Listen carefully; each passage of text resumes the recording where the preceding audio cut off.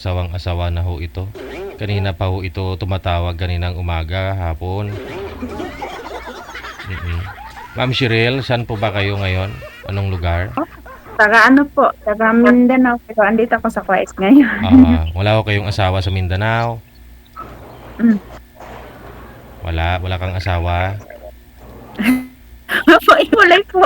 Okay, sige. Steady lang ho yung cellphone, ma'am. Sentro po kayo para makita po namin kayo. O yan. Okay, sige. No, sir, isagad po ang ulo sa screen kasi sobrang liit po kayo. Oo. Isagad po yung cellphone. Itumbahin niyo po yung cellphone papunta sa inyo, sir, para lumaki-laki ho kayo. Maliit po kasi kayo tingnan. Oo. Okay. Sige. Single mom si girl. Ikaw, sir? Separated na rin? Single dad. Hindi pa separated. Timer, start. Pasok. Wanted, sweetheart. Wanted, sweetheart. Ang taga saan ka, sir? Kalokan ako, ma'am. Sa Maynila. Ako sa Mindanao, sa Cagayan de Oro.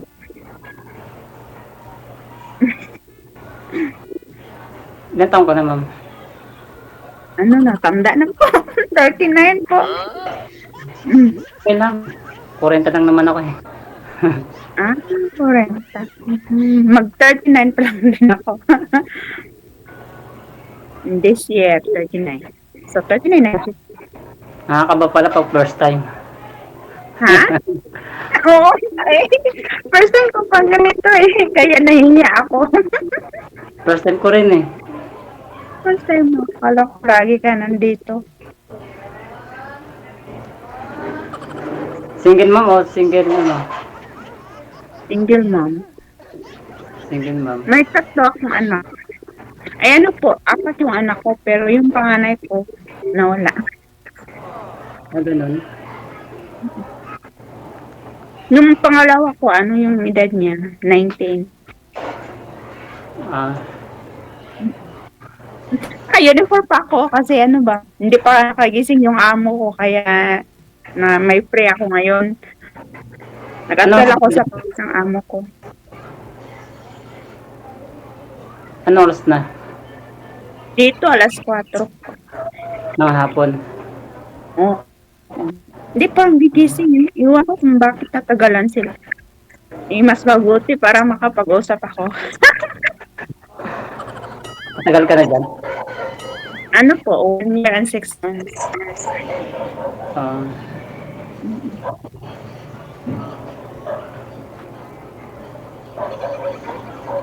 Ikaw, ano trabaho mo dyan sa Pinas? Sa warehouse ako. Ano po? Warehouse. Sa warehouse. Bali ano, Stockman ako. Stockman warehouse. Ilang anak mo? 5. 5? Sana o 5.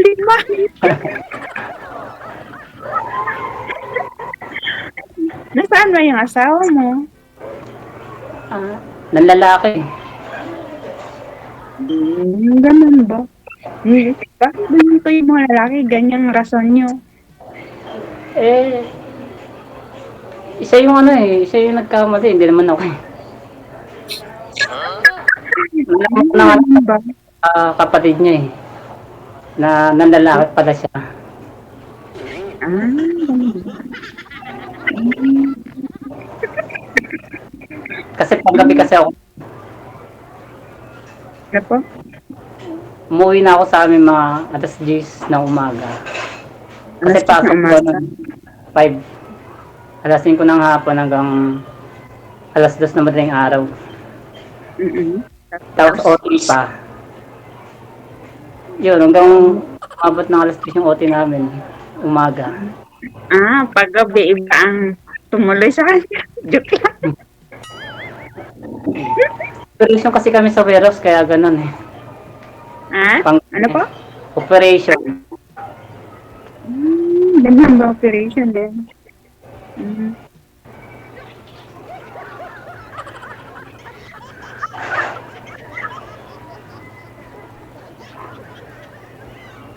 Nawawala signal mo. Oh, ano, mahinaan minsan ang signal dito. Kasi andito kami sa ano ba, baba.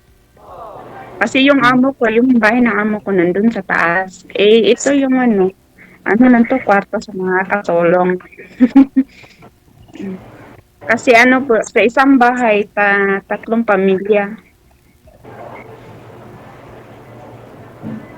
Tapos ano kami, 5 kami dito katulong na Pinay. Mhm. Ayun, naging simula na nalaman ko, pinalayas na ako. Pinalayas. Sino na? Pinalayas ka, sir? Nung nalaman mo? Oo, ako na pinalayas, sir. Oo. Ikaw ang lumayas o siya ang nagpalayas sa'yo? Pinalayas niya na ako kasi malapit lang sa nila yung lalaki. Ay, mabuti na para. So, ikaw na lang ang umiwas. Ako na umiwas. Saan po yung 5 yung anak, sir? Yung tatlo, sir, nasa asawa ko. Ah, Yung dalawa, nasa Happy kayo. nag-aaral. Happy kayo, sir. Yung dalawa nasa iyo. Wala, ma'am, nasa tita nila. Nag-aaral. Kasi malapit lang kasi school dun sa kanila eh. Oo. Magsuporta ka na lang. Sustento.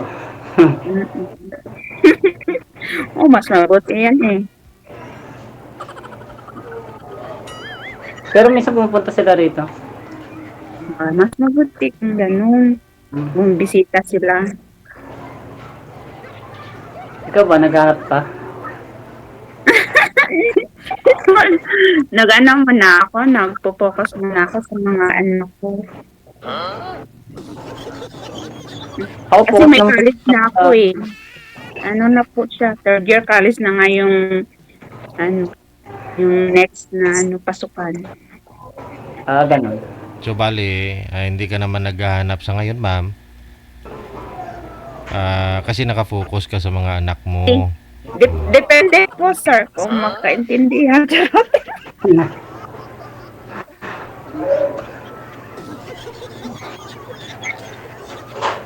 Sabay bawi. Diba?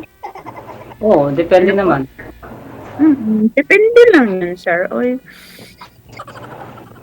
Kung magkaintindihan, syempre, ganyan talaga pupunta, diba? Oo. Kung pwede pumasok sa mundo mo. Sana all. Oo naman, diba? Depende lang yan sa ano. Hindi naman yan porkit na ngayon nakita agad-agad na, diba?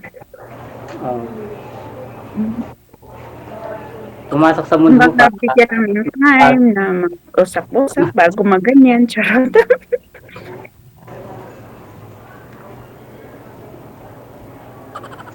Paano yan, ma'am? Nakafocus o kayo sa mga anak mo, sabi mo?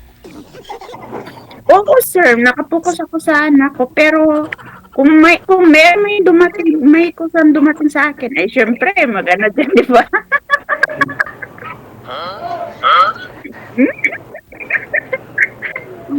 Pero hindi man mawala yung pag-focus ng anak ko. Syempre, kumbaga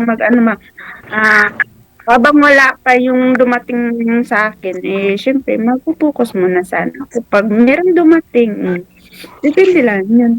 Malay mo. Oo, di ba? Malay mo bukas o ngayon or Malay mo, kausap mo. Kaya nga maganda na sa kusang dumating para sa iyo, hindi yung pinipilit mo yung sarili mo. Nakailang taon na po ba kayong hiwalay sa asawa, ma'am? Medyo matagal na po, sir. Oo. Tagal na. Medyo. Gaano katagal? Mga 6 years po. 6 years. Yung bunsong anak mo, ilang taon na po ba yun? Ano po? 11 years old. Yung panganay, yung college? Yes po. Yung pangatlo ko sana, na siya. 13 years old. Yung panganay ko po is 21 na namatay po siya.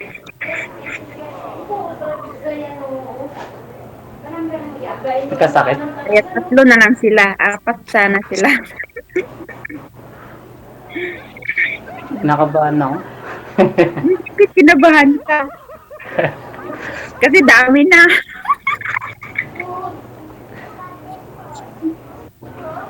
Bakit kinabahan, sir? Ganito pala pag first time kay, kay Sir DJ. Oo nga eh. Oh, kahiya naman. Pero okay lang yun, masaya naman. Ayaw ko na marinig ng gano'n na nakakahiya naman. O nakakahiya. Ano Ito nakahiya, sir. Lagi lang tumatawa, sir. Ano oras sa trabaho mo? Ano, ngayon ay mag-start ako ng 10 o'clock hanggang sa 2:00 ng 2 a.m. Madaling Tagal. araw. Madaling araw. Kasi kaya puyat minsan, kaya minsan walang oras, busy. Pero inshallah, malapit na din ako matapos ng kontrata ko. Sakaling Nakatiis din. mo dito, okay lang. Para maging Ano bahagi pa? ng buhay mo. Oo. Mhm.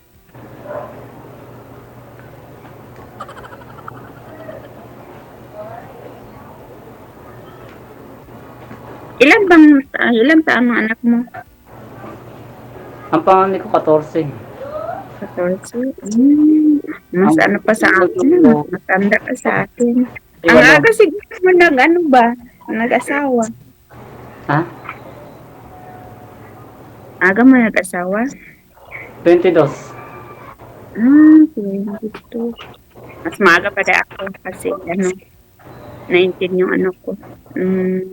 Riding 18 ako nag-asawa.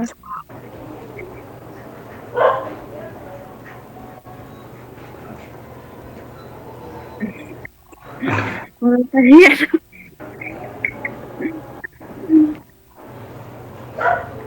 Nasaan na yung asawa mo? Yung asawa mo? Kabilang bahay din. Hindi, kabilang barangay.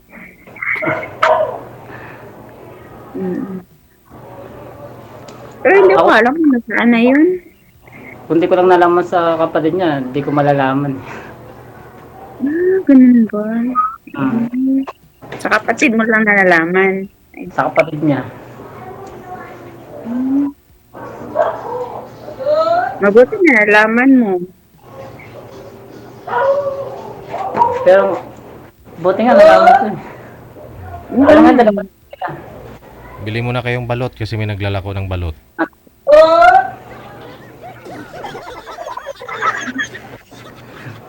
Balot daw.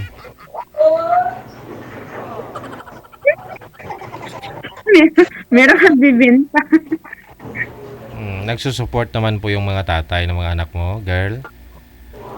Hindi po, sir. Kaya kumayod ako kasi hindi nagsusuporta yung tatay nila. Ako lang nagsusupport sa kanila. Nandun sa pina-stay ko sa kapatid ko. Pinasano lang.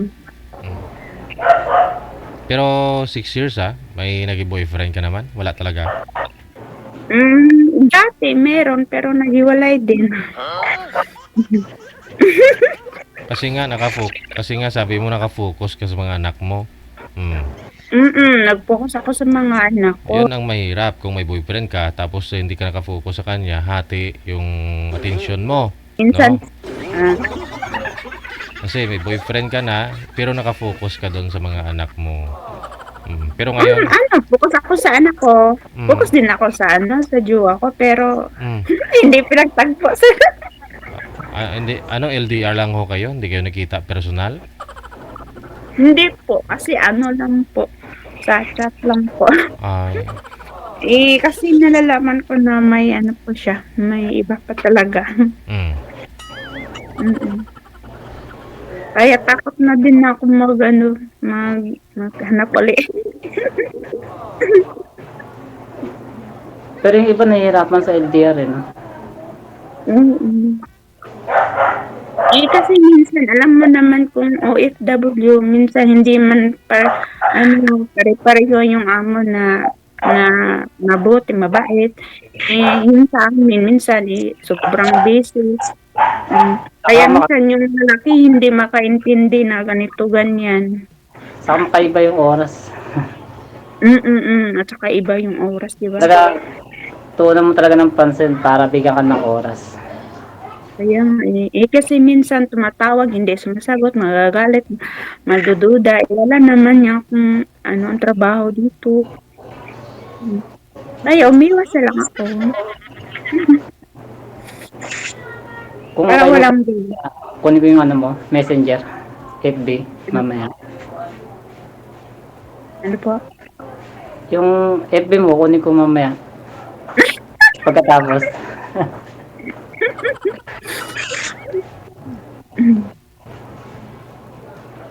Kung okay lang sa'yo. Okay lang. Wala mga problema. Mm.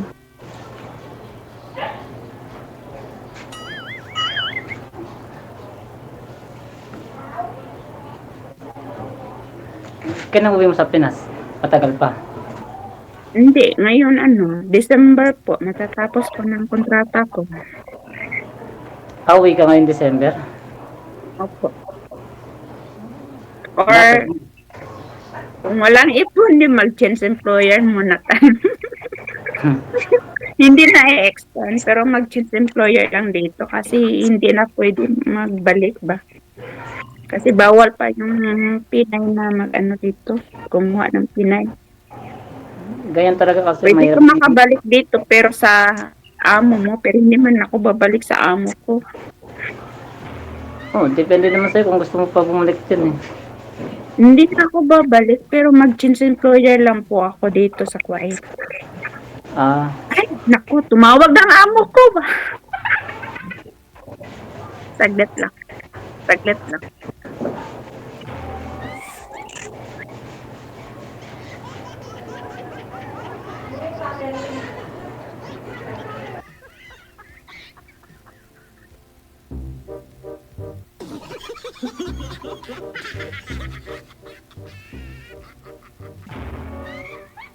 Tawag ang amo ko.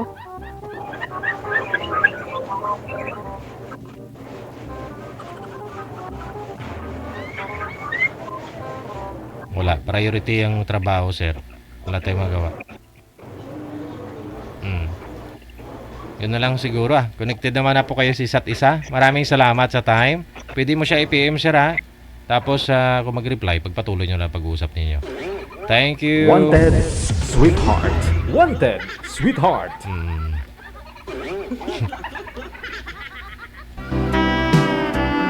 Oras natin 24 minutes after 9. DJ Joe.